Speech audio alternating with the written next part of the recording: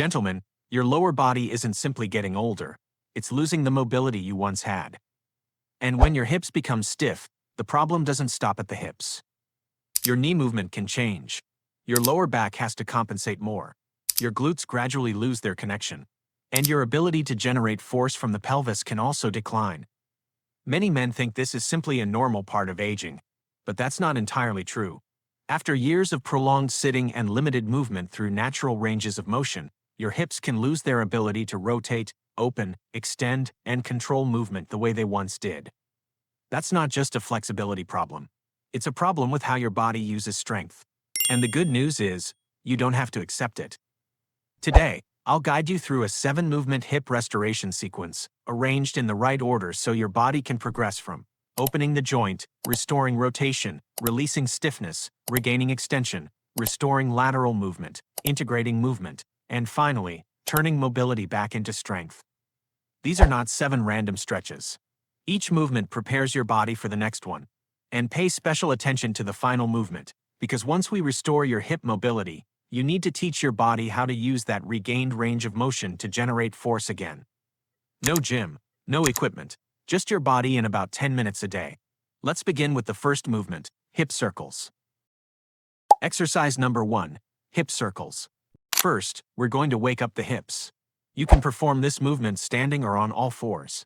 Keep your core gently engaged. Then, begin drawing very slow circles with your hips, forward, out to the side, back, then return to the starting position. Don't try to make the circle as large as possible right away.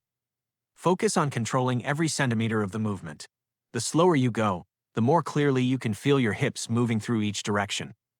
And this is exactly why this movement comes first in the sequence.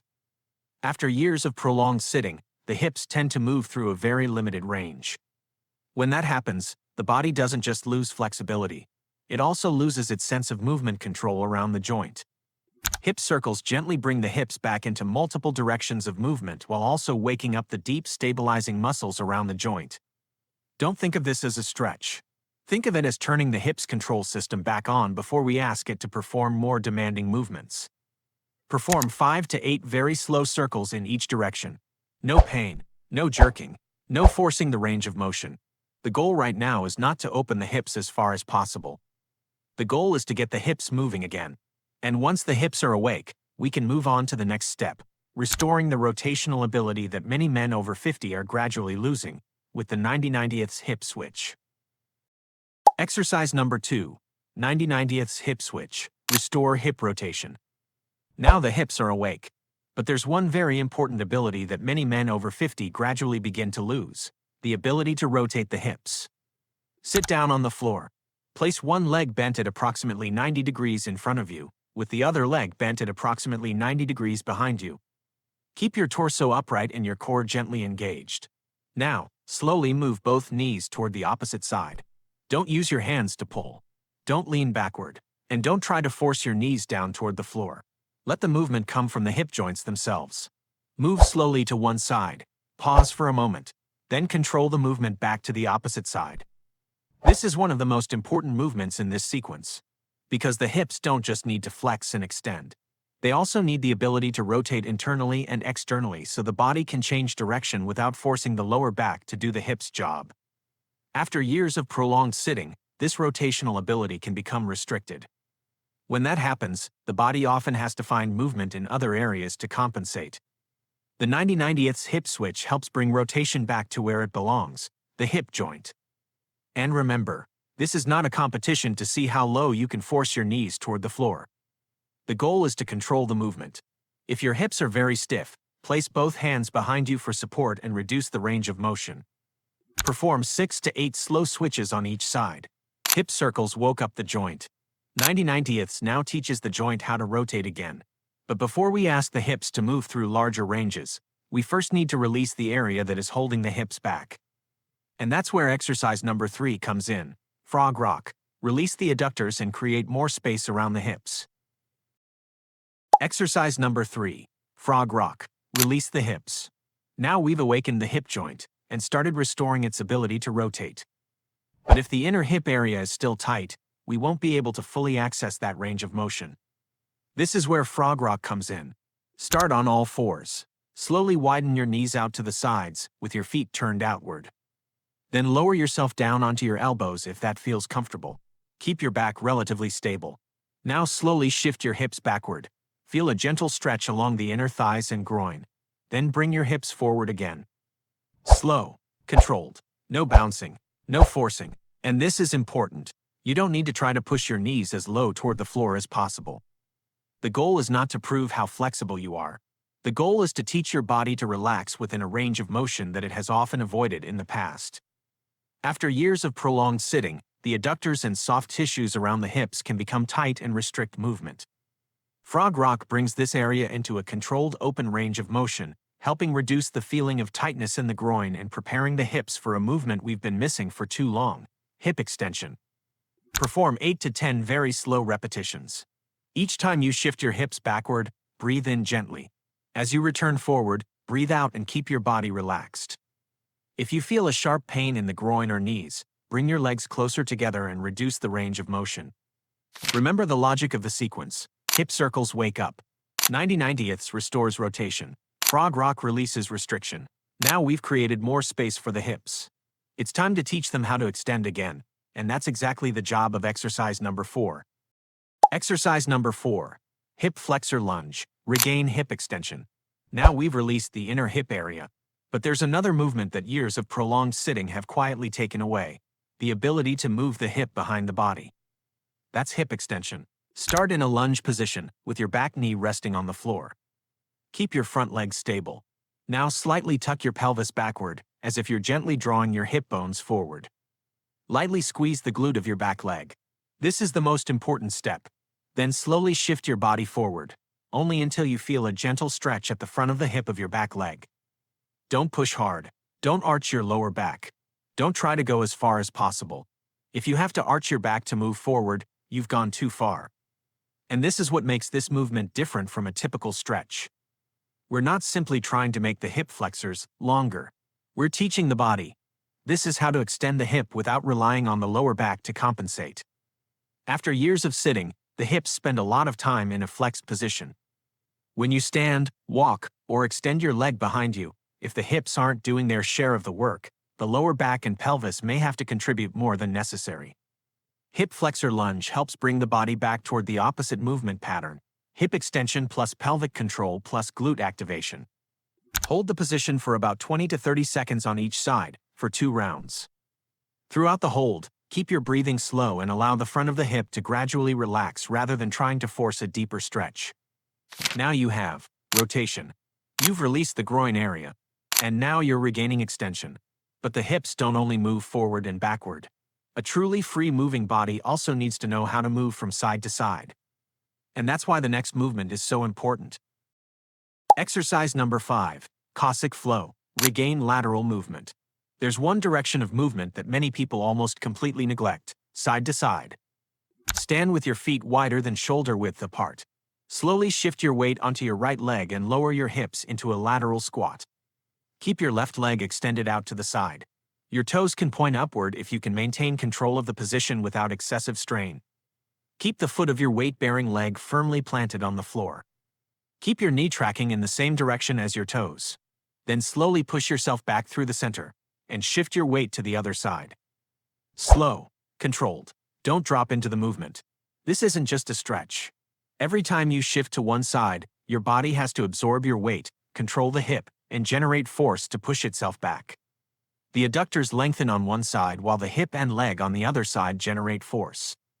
That's exactly what we're looking for: controlled mobility, not passive mobility. After 50, if the body is only accustomed to moving straight forward and backward, lateral movement can start to feel less natural. Cossack Flow brings this direction of movement back. It works the adductors, glutes, and stabilizing muscles around the hips, while also requiring the entire leg to coordinate as your weight shifts from one side to the other. Start with 6 to 8 repetitions on each side. You don't need to go very deep. If your hips or ankles are still stiff, reduce the depth and focus on keeping your foot firmly planted, your knee stable, and your weight shift smooth. You don't need perfect depth. You need control of the movement.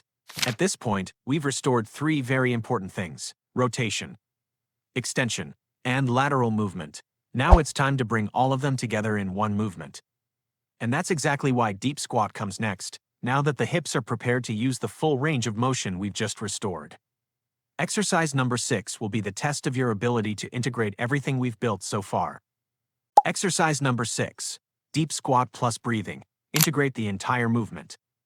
Our hips have now gone through 5 steps: rotation, opening, extension, lateral movement. Now it's time to see whether all of these abilities can work together. Stand with your feet slightly wider than shoulder width apart, with your toes turned slightly outward. Slowly lower your hips into a deep squat that you can control. Keep your chest open, keep your spine long, and most importantly, keep your heels on the floor. Don't rush to go as deep as possible. Find a depth where you can still maintain control of your feet, knees, hips, and torso. Once you reach the bottom position, slowly inhale through your nose. Allow your abdomen and lower torso to expand naturally. Then slowly exhale, and consciously release any unnecessary tension in your hips and lower back. Hold for about 2 to 3 breaths, then drive through your feet to stand back up. Repeat 5 to 8 times, taking about 3 to 4 seconds to lower down. And this is exactly what makes the deep squat special, because this movement requires your hips to flex deeply, your ankles to allow your body to move forward, your adductors and glutes to work together, your torso to maintain stability, and your breathing to help you hold the position without turning it into a battle with your body. This isn't just a squat. It's a test. Can you use the range of motion you just regained? If you can't squat deeply while keeping your heels on the floor, don't force it. Reduce the depth, use a support if necessary, and prioritize control over depth. And we have one final step. After regaining mobility, we have to teach the body to generate force from that mobility. That is the final step in turning your newly restored movement capacity into stability and active strength. Exercise number 7. Glute Bridge. Turn mobility into strength. This is the final movement, and it has a very different job from the 6 movements that came before it. Over the previous 6 steps, we have awakened the hips, restored rotation, released the groin area, regained hip extension, restored lateral movement, and integrated everything through the deep squat. Now we need one more thing: the ability to generate force. Lie on your back on the floor. Bend both knees and place your feet firmly on the floor, about hip width apart. Bring your heels to a position where you can clearly feel your glutes working as you lift your hips. Now press firmly through your heels, squeeze your glutes, and slowly lift your pelvis. At the top, pause for 1 to 2 seconds. Think about lifting your hips with your glutes, not by arching your lower back. Keep your ribs stable, keep your core gently engaged. Then slowly lower yourself back down. Don't just drop. The controlled lowering phase is what helps you learn to control the movement more effectively. Perform 10 to 15 repetitions, using a slow tempo and a clear pause at the top. And this is why the glute bridge comes at the end of the sequence. If we did it at the beginning, it would simply be a glute activation exercise. But after the 6 steps we've just completed, your hips have been taken through multiple directions of movement. Now the bridge teaches your body. Use this range of motion to generate force. That's the difference between passive mobility and mobility that your body actually owns. When the glutes work more effectively, they can help support pelvic control and share the load with other structures in the lower body. And that's how we finish this sequence. Not with a deeper stretch, but with a movement that generates force. You start with unlock. Wake up the hips. Rotate. Restore the ability to rotate. Release. Release the tension and tightness. Extend. Regain hip extension. Move. Restore lateral movement. Integrate. Bring everything together. And finally, activate. Turn mobility into strength. That is the true meaning behind these 7 movements. We're not simply trying to make the hips more flexible. We're teaching the body how to move and generate force again. Perform this sequence for about 10 minutes a day. No need to force deeper. No need to rush. Just stay consistent and allow each movement to become smoother, more natural, and more controlled. Because the ultimate goal isn't simply to feel less stiff. It's to rebuild a lower body that is more mobile, more fluid, and stronger, little by little over time. Thank you for watching.